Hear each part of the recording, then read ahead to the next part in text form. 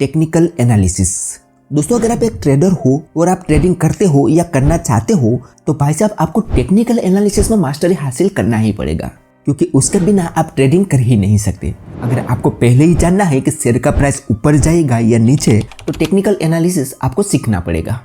और आज की इस वीडियो में हम टेक्निकल एनालिसिस को इतना आसान भाषा में सीखेंगे ना कि इस वीडियो को अगर कोई 12 से 15 साल का बच्चा भी देख लेगा ना तो वो भी सीख जाएगा कि आखिर एक टेक्निकल एनालिसिस होता क्या है और एक टेक्निकल एनालिसिस करते कैसे है। यहाँ पर हम हर एक स्टेप को बारीकी से समझने की कोशिश करेंगे। तो एक टेक्निकल एनालिसिस के फ्री कोर्स में आपका मैं स्वागत करता हूँ। और दोस्तों अगर आपको टेक्निकल एनालिसिस सच में सीखना है तो आपको ये वीडियो ध्यान से देखना है। और अगर आपने इस वीडियो को ध्यान से देख लिया तो मैं गारंटी देता हूँ कि इस टॉपिक के ऊपर आपको और कोई वीडियो देखने की जरूरत ही नहीं पड़ेगी। और यहाँ पर मैं आज के वीडियो में आपको जो सिखाने वाला हूँ वो सिखाने के लिए मार्केट में कोर्स के नाम से हजारों रुपया लिए जाते हैं, लेकिन वही चीज यहाँ पर आपको फ्री में सीखने को मिलेगी। तो अगर आपको ये वीडियो जरा सा भी पसंद आए तो एक लाइक जरूर कर देना और एक प्यारा सा कमेंट जरूर कर देना है और चैनल को सब्सक्राइब जरूर कर लेना, क्योंकि ऐसे नॉलेजेबल वीडियो आपको यहाँ पर मिलते रहेंगे। तो अब चलिए दोस्तों करते हैं इस इंटरेस्टिंग वीडियो की शुरुआत। तो अब सबसे पहले समझते हैं कि आखिर एक टेक्निकल एनालिसिस होता क्या है, इसका मीनिंग क्या होता है।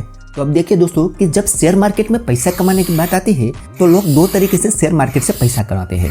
या तो लोग ट्रेडिंग करके पैसा कमाते हैं या तो लोग इन्वेस्टिंग करके पैसा कमाते हैं। ये दो ही तरीके से शेयर मार्केट से पैसा कमाया जाता है। और एक ट्रेडिंग और इन्वेस्टिंग दोनों चीज करने के लिए आपको अलग अलग एनालिसिस करना होता है।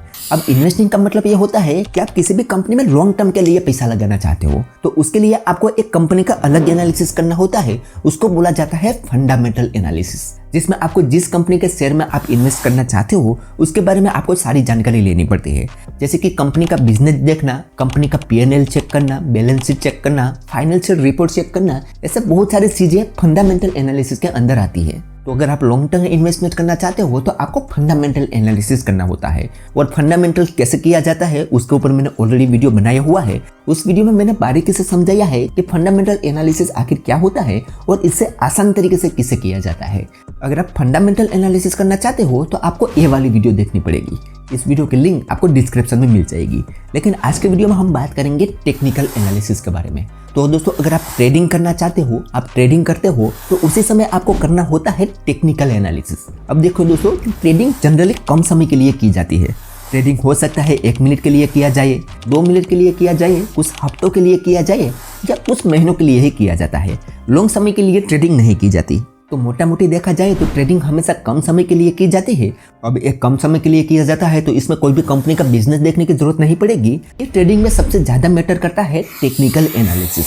यहाँ पर हमें कंपनी का प्राइस देखना होता है, कैंडल स्टिक पैटर्न देखने होते हैं, साथ देखा जाता है, अलग अलग इंडिकेटर को देखा जाता है, वगैरह कुछ चीजों को देखकर अनुमान लगाया जाता है कि शॉर्ट टाइम पीरियड में कंपनी का शेयर का प्राइस ऊपर जाने वाला है या नीचे जाने वाला है। उसके आधार पर हम ट्रेड प्लान कर सकते हैं। उसी को बोलते हैं टेक्निकल एनालिसिस।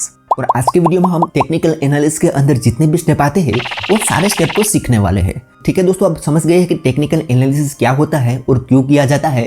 लेकिन दोस्तों टेक्निकल एनालिसिस को सीखने के लिए आपको टोटल 7 स्टेप कंप्लीट करने होंगे। यहाँ पर ये 7 चैप्टर है, ये 7 चैप्टर को आपको एक एक करके सीखना होगा। तो अगर आप टेक्निकल एनालिसिस करना चाहते हो तो सबसे पहले आपको यहाँ पर सीखना पड़ेगा मार्केट के ट्रेंड्स के बारे में कि मार्केट का ट्रेंड क्या होता है और इसका मतलब क्या होता है। उसके बाद आपको सीखना पड़ेगा सपोर्ट एंड रेजिस्टेंस के बारे में। उसके बाद आपको सीखना पड़ेगा ब्रेकआउट और ब्रेकडाउन के बारे में। उसके बाद आपको सीखना पड़ेगा टाइम फ्रेम के बारे में। उसके बाद आपको कैंडलस्टिक पैटर्न सीखनी पड़ेगी। उसके बाद चार्ट पैटर्न सीखना पड़ेगा और लास्ट में आपको इंडिकेटर सीखना पड़ेगा। ये टोटल 7 स्टेप है। अगर आप टेक्निकल एनालिसिस में मास्टरी करना चाहते हो तो ये 7 स्टेप आपको बारीकी से समझना पड़ेगा और सीखना पड़ेगा। अब देखिए दोस्तों यहाँ पर ये 7 स्टेप है। ये 7 स्टेप मैं चाहता तो एक ही वीडियो में कवर कर सकता था, लेकिन वीडियो बहुत ही लंबी हो जाती तो आपको समझने में कुछ नहीं आता। पहले जो समझाऊंगा वो आखिर तक पहुंचते पहुंचते भूल जाओगे।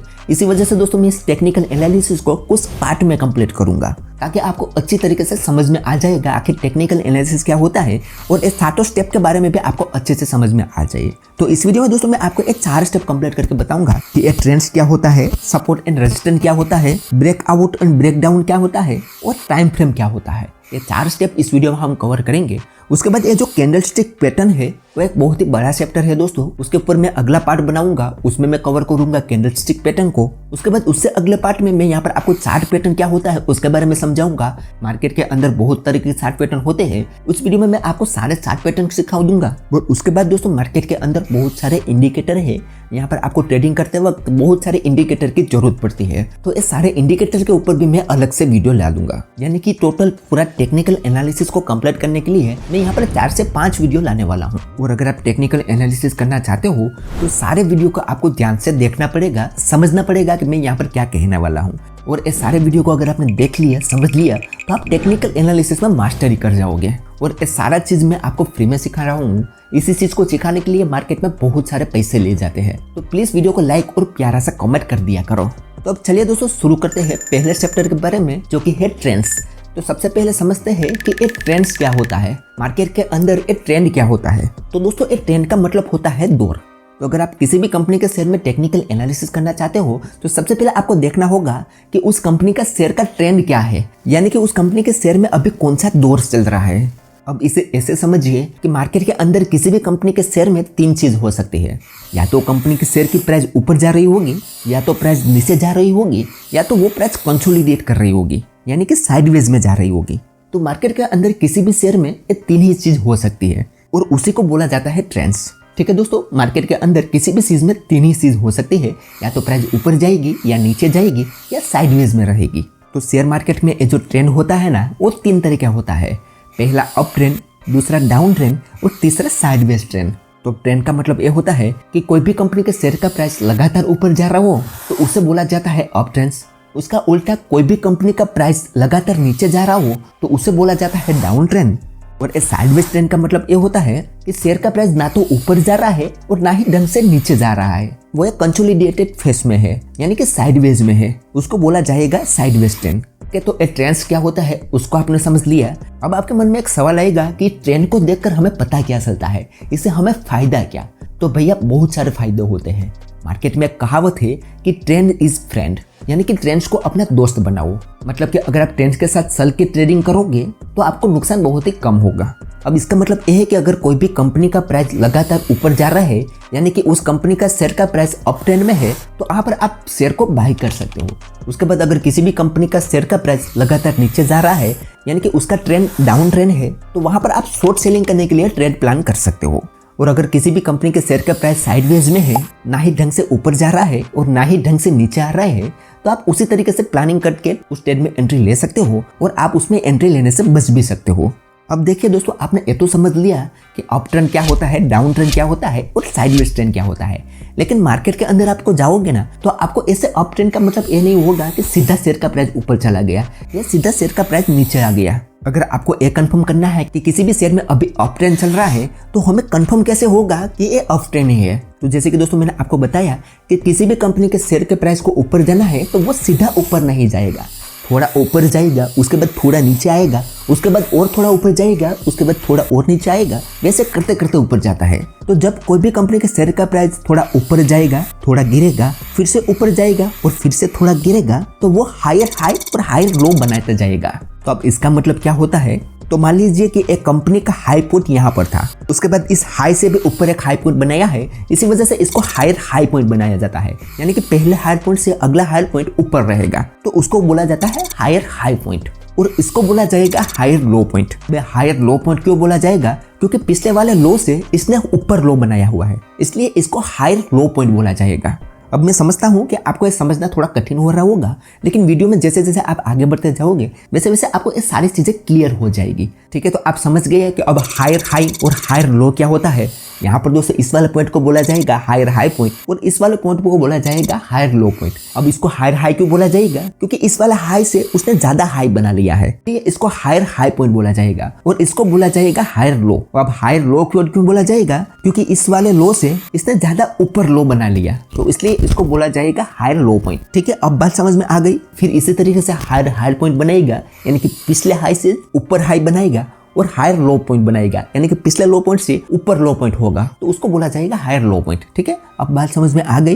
ऐसे लगातार हायर हाई और हायर लो पॉइंट बनाते बनाते ऊपर जाता है शेयर का प्राइस, तो उस वक्त आपको कंफर्म हो जाना चाहिए कि उस कंपनी के शेयर की प्राइस अभी अप ट्रेंड में चल रही है। उसी वक्त आप अप ट्रेंड के लिए बाइंग करने के लिए ट्रेडिंग कर सकते हो। ठीक है, अब आपने अप ट्रेंड तो समझ लिया, अब समझते हैं डाउन ट्रेंड क्या होता है। आप इसको कैसे पहचानोगे कि कौन सा ट्रेंड डाउन ट्रेंड है। तो वैसे तो आप मार्केट में चार्ट देखोगे तो आपको पता चल जाएगा कि लगातार शेयर की प्राइस नीचे जा रही है तो उसको बोला जाता है डाउन ट्रेंड। अब इसे ऐसे भी समझ सकते हो कि किसी भी शेयर की प्राइस लगातार नीचे तो नहीं आएगी, एकदम से सीधी नीचे तो नहीं आएगी ना। किसी भी शेयर की प्राइस को नीचे आने के लिए भी तो वो पहले नीचे आएगी, उसके बाद थोड़ा ऊपर जाएगी, उसके बाद फिर से नीचे आएगी, फिर से थोड़ा ऊपर जाएगी, ऐसे करके करके नीचे आएगी, सीधा नीचे नहीं आएगा। तो अगर कोई भी कंपनी का शेयर लगातार लोअर लो, लोअर हाई, लोअर लो, लोअर हाई बना रहा है तो उस वक्त आपको समझ जाना चाहिए कि उस कंपनी का शेयर अभी डाउन ट्रेंड में चल रहा है। ठीक है, क्लियर है बात। अब एक और ट्रेंड मार्केट में होता है जो होता है साइडवेज ट्रेंड। अब इसको कैसे पहचानेंगे? तो साइडवेज ट्रेंड आप तब पहचान सकते हो जब कोई भी कंपनी का शेयर एक जोन में घूम रहा हो, यानी कि उस कंपनी का शेयर का प्राइस ना ढंग से ऊपर जा रहा है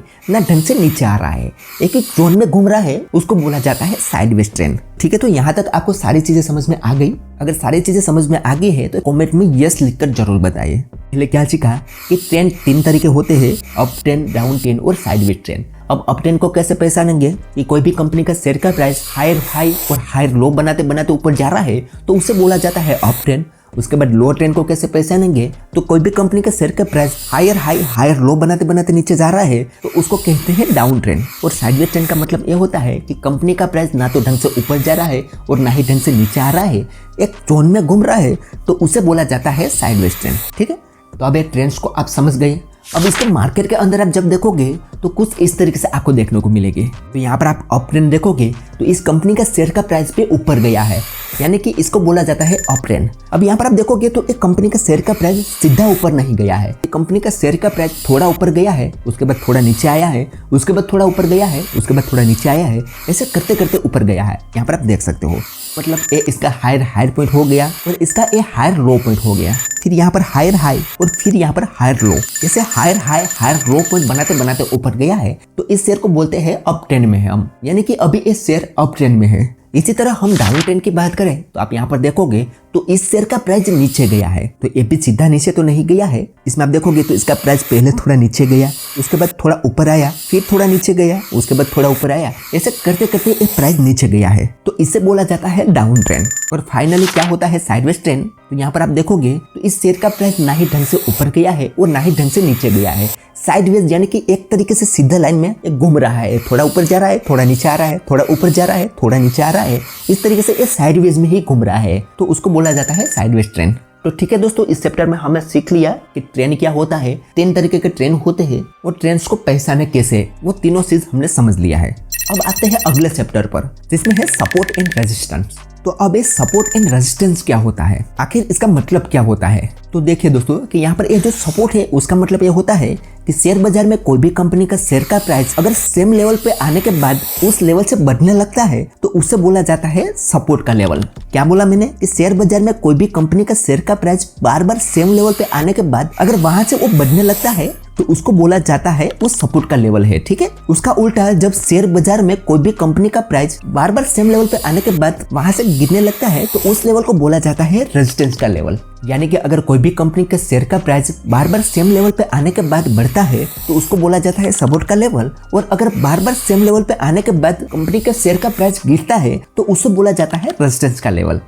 अच्छा, अब ऐसा क्यों होता है कि बार बार सेम लेवल पे आने के बाद शेयर का प्राइस बढ़ता है या गिरता है? तो उसके पीछे दोस्तों एक साइकोलॉजी है और मार्केट का एक नियम है कि मार्केट में जो पीछे हुआ होता है वो बार बार दोहराता है। तो इसे ऐसे समझ सकते हो कि कोई भी कंपनी का शेयर का प्राइस इस लेवल के आने के बाद पहले भी बढ़ा है तो ऐसी संभावना बढ़ जाती है कि फिर से भी इस लेवल पे आने के बाद शेयर का प्राइस बढ़ेगा। तो यहाँ पर हमें एक सपोर्ट लेवल मिल जाता है, और उसका उल्टा मार्केट में पीछे भी अगर इस लेवल पर आने के बाद शेयर का प्राइस गिरा होगा तो ऐसा फिर से हो सकता है कि यहाँ पर आने के बाद शेयर का प्राइस गिरे, तो इसको बोलता है रेजिस्टेंस का लेवल। अब ये सपोर्ट वाले लेवल पर बायर्स ज्यादा होते हैं और ये रेजिस्टेंस वाले लेवल पर सेलर्स ज्यादा होते हैं। अब सपोर्ट के लेवल पर बायर्स ज्यादा होते हैं, वो मार्केट को एनालिसिस करके एक सपोर्ट लाइन ड्रॉ कर देते हैं। उसके बाद जब वो सपोर्ट पर शेयर की प्राइस पहुंचेगी तो वहां पर वो शेयर को बाय करना चालू कर देते हैं, और अगर एकदम से ज्यादा लोग शेयर को बाय करेंगे तो ऑब्वियसली बात है शेयर का प्राइस बढ़ने लगेगा। उसी तरीके से सेम उल्टा कि यहाँ पर एक रेजिस्टेंस वाले लेवल पर सेलर्स ज्यादा होते हैं, वो मार्केट को एनालिसिस करके एक रेजिस्टेंस लाइन ड्रॉ कर देते हैं। उसके बाद शेयर का प्राइस जैसे ही वहां पर पहुंचेगा तो वो अचानक से शॉर्ट सेलिंग करना चालू कर देते हैं, यानी कि शेयर को बेचना चालू कर देते हैं, और एक साथ ज्यादातर लोग शेयर को बेचने लगेंगे तो शेयर का प्राइस गिरने लगेगा। आई होप अब आप समझ गए होंगे कि ये सपोर्ट लेवल और रेजिस्टेंस लेवल क्या होता है। सपोर्ट लेवल का मतलब ये होता है कि वहां पर शेयर की प्राइस आने के बाद बढ़ने लगती है, और रेजिस्टेंस लेवल का मतलब ये होता है कि वहां पर शेयर की प्राइस जाने के बाद वहां से प्राइस गिरने लगती है। अब इसे आप चार्ट में देखोगे तो कुछ इस तरीके से आपको दिखेगा। यहाँ पर आप देखोगे तो यह सपोर्ट की लाइन यहाँ पर प्राइस आने के बाद बार बार बढ़ने लगी है, और उसका उल्टा यहाँ पर आप देखोगे तो यहाँ पर है रेजिस्टेंस की लाइन। इस शेयर की प्राइस यहाँ पर आने के बाद बार बार गिरने लगी है। तो ये सपोर्ट एंड रेजिस्टेंस भी एक टेक्निकल एनालिसिस का ही पार्ट है, उसे भी आपको समझना होगा और उसे भी सीखना होगा कि सपोर्ट की लाइन और रेजिस्टेंस की लाइन कैसे ड्रॉ की जाती है और कहाँ पर ड्रॉ की जाती है। अगर आप कहते हो कि उसके ऊपर मैं एक वीडियो बनाऊं तो मुझे कमेंट में बताना, मैं उसके ऊपर भी आपको प्रॉपर जानकारी वाला वीडियो बना दूंगा, ठीक है। तो आई होप अब आपने सपोर्ट क्या होता है, रेजिस्टेंस क्या होता है वो समझ लिया होगा। अगर इसमें कोई भी डाउट है तो आप मुझे कमेंट में पूछ सकते हो। अब उसके बाद हम अगला चैप्टर की तरफ जाएंगे। तो हमारा अगला चैप्टर कौन सा है, जो कि है ब्रेकआउट और ब्रेकडाउन। अब ये ब्रेकआउट एंड ब्रेकडाउन का मतलब क्या होता है, तो यहाँ पर दोस्तों देखिए, ब्रेकआउट का मतलब ये होता है कि शेयर बाजार में जब भी कोई भी शेयर का प्राइस किसी भी लेवल को तोड़ के ऊपर चला जाता है तो उसको बोला जाता है ब्रेकआउट। ठीक उसका उल्टा ब्रेकडाउन का मतलब ये होता है कि जब भी कोई भी शेयर का प्राइस किसी भी लेवल को तोड़ के वहां से नीचे जाता है तो उसको बोला जाता है ब्रेकडाउन। नहीं समझे बात, कोई ना। देखो यहाँ पर हम सपोर्ट एंड रेजिस्टेंस वाले लेवल को फिर से ड्रॉ कर लेते हैं। तो सपोर्ट एंड रेजिस्टेंस को मैंने समझा था ना, इस लेवल को बोला जाता है सपोर्ट का लेवल और इस लेवल को बोला जाता है रेजिस्टेंस का लेवल। अब यहाँ पर ब्रेकआउट का मतलब ये होता है कि जब भी कंपनी का शेयर का प्राइस अपने रेजिस्टेंस लेवल को यानी कि इस लेवल को यहाँ से तोड़ के ऊपर चला जाता है तो उसको बोला जाता है ब्रेकआउट। ठीक उसी तरीके से जब कोई कंपनी का शेयर का प्राइस अपने सपोर्ट वाले लेवल को तोड़ के नीचे चला जाता है यानी कि इस लेवल से प्राइस नीचे चली जाती है तो उसको बोला जाता है ब्रेकआउट। अब मार्केट में दोस्तों ऐसा तो नहीं होगा कि बार बार इस लेवल पर आने के बाद प्राइस गिरेगी या इस लेवल के आने के बाद प्राइस बढ़ेगी, कभी ना कभी तो इस लेवल को तोड़ेगी है ना। तो इस वाले लेवल को जब तोड़ के प्राइस ऊपर या नीचे निकल जाती है उसी को बोलते हैं ब्रेकआउट और ब्रेकडाउन। अब ये ब्रेकआउट और ब्रेकडाउन आते क्यों है, ऐसा क्या होता है कंपनी में कि जो ब्रेकआउट और ब्रेकडाउन आने लगते हैं। तो उसका सिंपल सा आंसर मैं दूं कि अगर उस शेयर में बायर्स की संख्या ज्यादा हो जाती है तो उस शेयर में ब्रेकआउट आएगा, और अगर सेलर्स की संख्या ज्यादा हो जाती है तो उस शेयर में ब्रेकडाउन आएगा। उसे आप ऐसे भी समझ सकते हो कि कोई भी कंपनी में अगर अचानक से कोई गुड न्यूज आ जाती है, कोई भी उसको बड़ी डील मिल जाती है या कुछ सरकार की तरफ से उसको गुड न्यूज मिल जाती है तो उस शेयर में बायर्स की संख्या ज्यादा हो जाती है तो उसका जो रेजिस्टेंस का लेवल होता है उसको तोड़ के वो बाहर निकल जाती है, क्योंकि वहां पर बायर्स ज्यादा हो जाते हैं और वहां पर जो सेलर्स होते हैं वो भी बायर्स के रूप में बन जाते हैं और वो भी शेयर को बाय करने लगते हैं। तो वहां पर उस लेवल को तोड़ के शेयर की प्राइस बाहर निकल जाते हैं यानी कि ऊपर चली जाती है। और उसका सेम उल्टा कि कोई भी कंपनी में अगर बैड न्यूज आ जाती है, अचानक से कोई भी कंपनी में अगर बुरी कोई खबर आ गई, अचानक से कोई भी कंपनी में बहुत बड़ी आग लग गई या बहुत बड़ा उस कंपनी का नुकसान हो गया तो वहां पर सेलर्स ज्यादा एक्टिवेट हो जाता है। लोगों को लगता है कि अब एक कंपनी का प्राइस गिरेगा यानी कि इसका शेयर मार्केट अब गिरने वाला है, तो उन कंपनी के सारे शेयर होल्डर अपने शेयर को बेचने लगते हैं। तो वहां पर सेलर्स की संख्या ज्यादा हो जाती है तो वहां पर उस कंपनी का प्राइस सपोर्ट वाले लेवल को तोड़ के नीचे चली जाती है, उसको बोला जाता है ब्रेकआउट। ठीक है, अब आसानी से आपको समझ में आ गया कि ब्रेकआउट और ब्रेकडाउन क्या होता है और कब होता है। अब इसे आप चार्ट में देखोगे तो कुछ इस तरीके से दिखेगा। यहाँ पर दोस्तों आप देखोगे तो एक सपोर्ट का लेवल है, बार बार यहाँ पर प्राइस आने के बाद ऊपर चली जाती थी, लेकिन अचानक से उस वाले लेवल को तोड़ के यहाँ से प्राइस नीचे चली गई है तो उसी को बोला जाता है ब्रेकडाउन, यानी कि इस वाले लेवल से प्राइस नीचे चली गई है एकदम से। सेम उसका उल्टा यहाँ पर आप देखोगे तो एक रेजिस्टेंस का लेवल है, वहां पर बार बार प्राइस आने के बाद नीचे गिर जाती थी, लेकिन अचानक से यहाँ पर आप देखोगे तो इस लेवल को तोड़ के प्राइस बहुत ही ऊपर चली गई है, तो इसको बोलते हैं ब्रेकआउट। और ये ब्रेकआउट और ब्रेकडाउन क्यों होता है वो तो मैंने आपको समझा दिया। ठीक है, आपको समझ में आ रहा है? अगर समझ में आ रहा है तो कमेंट में बता दो यस मुझे समझ में आ रहा है। लेकिन दोस्तों ऐसा बार बार हमेशा नहीं होता है। यहाँ पर जो भी चीज मैं आपको सिखा रहा हूँ, चाहे सपोर्ट एंड रेजिस्टेंस हो, ब्रेकआउट और ब्रेकडाउन हो, ट्रेंड हो, वो सीखना सही है, लेकिन बार बार वैसा ही एक्यूरेट होगा उसकी उम्मीद भी मत लगाना, क्योंकि ट्रेडिंग या शेयर मार्केट में कुछ भी 100% एक्यूरेट नहीं होता है। हाँ, आप अनुमान लगा सकते हो कि उसके बाद क्या हो सकता है, लेकिन बार बार वैसा ही होगा उसका कोई गारंटी नहीं है। ठीक है, आप यहाँ पर टेक्निकल एनालिसिस करके एक अंदाजा लगा सकते हो कि आने वाले समय में प्राइस ऊपर जाएगी या नीचे जाएगी, लेकिन 100% वैसा ही होगा ऐसा तो कभी नहीं होता दोस्तों। 100% एक्यूरेटी आपको शेयर मार्केट में देखने को नहीं नहीं मिलेगी। लेकिन हाँ, अगर आप एनालिसिस अच्छे से करोगे तो अच्छे से 90% तक एक्यूरेटी हो जाएगी आपकी। अब ठीक है, तो आपको ब्रेकआउट और ब्रेकडाउन भी समझ में आ गया है। तो अब आज के वीडियो के हम फाइनल चैप्टर की तरफ बढ़ते हैं, जो है टाइम फ्रेम। और अब हम टाइम फ्रेम को समझते हैं। तो देखो दोस्तों, मार्केट पे जो कैंडल आपको दिखती है ना, वो कैंडल अलग अलग टाइम फ्रेम का होता है। आप इस कैंडल को 1 मिनट के टाइम फ्रेम में भी देख सकते हो, 5 मिनट के टाइम फ्रेम में भी देख सकते हो, 15 मिनट या 1 घंटे के टाइम फ्रेम में भी देख सकते हो, 1 महीने के टाइम फ्रेम में भी देख सकते हो और 1 साल के टाइम फ्रेम में भी देख सकते हो। तो इस कैंडल को आप अलग अलग टाइम फ्रेम में देख सकते हो। तो अगर आप ट्रेडिंग करते हो तो कौन सी ट्रेडिंग में कौन सा टाइम फ्रेम का यूज किया जाता है वो बहुत ही महत्वपूर्ण है। तो देखिए, शेयर बाजार में आप जनरली 3 तरीके से ट्रेडिंग कर सकते हो। एक है स्कैल्पिंग ट्रेडिंग, दूसरा है इंट्राडे ट्रेडिंग और तीसरा है स्विंग ट्रेडिंग। तो यहाँ पर हम स्कैल्पिंग ट्रेडिंग की बात करें तो स्कैल्पिंग ट्रेडिंग में जनरली 1 मिनट से 5 मिनट का कैंडल का यूज होता है। अब ऐसा 100% नहीं है कि सब लोग स्कैल्पिंग ट्रेडिंग करने के लिए 1 मिनट या 5 मिनट का कैंडल ही देखते हो। अपनी अपनी अलग अलग स्ट्रेटेजी होती है, लेकिन जनरली ऐसा देखा जाता है कि स्कैल्पिंग ट्रेडिंग बहुत ही कम समय के लिए की जाती है। स्कैल्पिंग ट्रेडिंग में बहुत ही कम समय में शेयर को बाय और सेल करना होता है। तो वहां पर जनरली 1 मिनट और 5 मिनट का कैंडल ही देखा जाता है। ठीक है, उसके बाद दूसरा है इंट्राडे ट्रेडिंग। अब ये जो इंट्राडे ट्रेडिंग है वो पूरे 1 दिन के लिए किया जाता है।